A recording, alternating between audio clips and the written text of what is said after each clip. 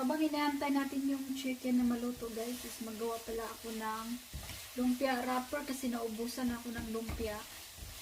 Tsaka na-try ko naman na, nanood lang ako sa YouTube. Hindi okay naman yung lumpiang wrapper ang ginawa ko. Nag-flour ako dito.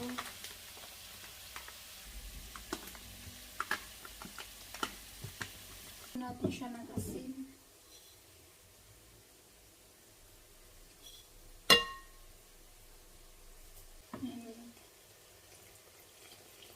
Unti-untiin natin siyang i-mix guys. Ayan, tubig.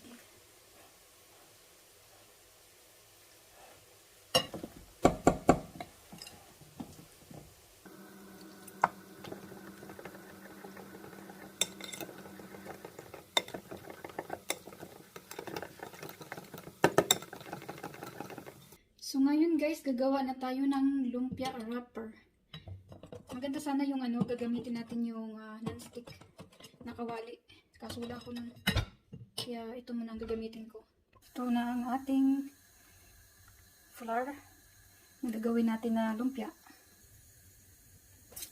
So magamit lang tayo ng brush. Ganyan.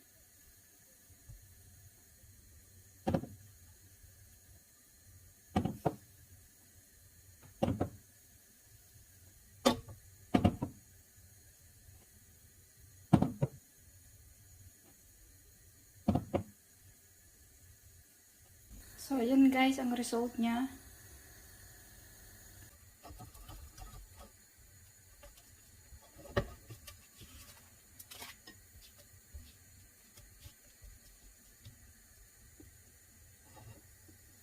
Binaliktad ko siya kasi medyo makapal kasi ito.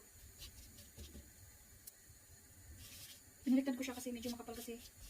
Ayan. Ayan siya.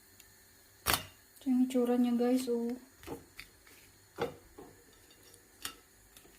Ayan.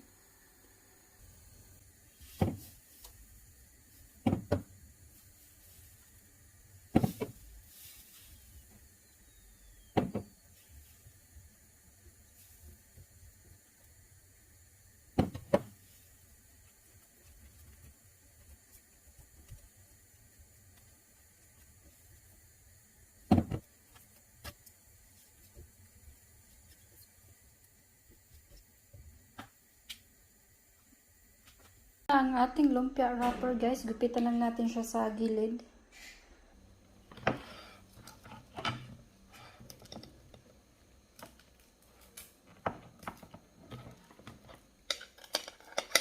Flour.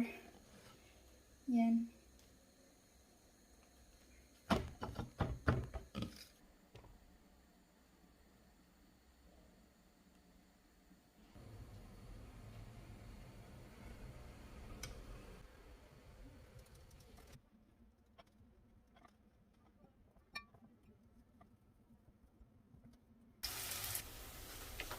So, luto na siya.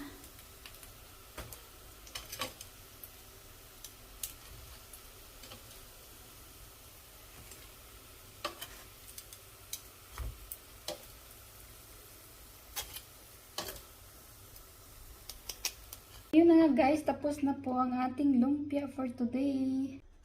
Tikman natin ang ating lumpia. Medyo mainit pa siya.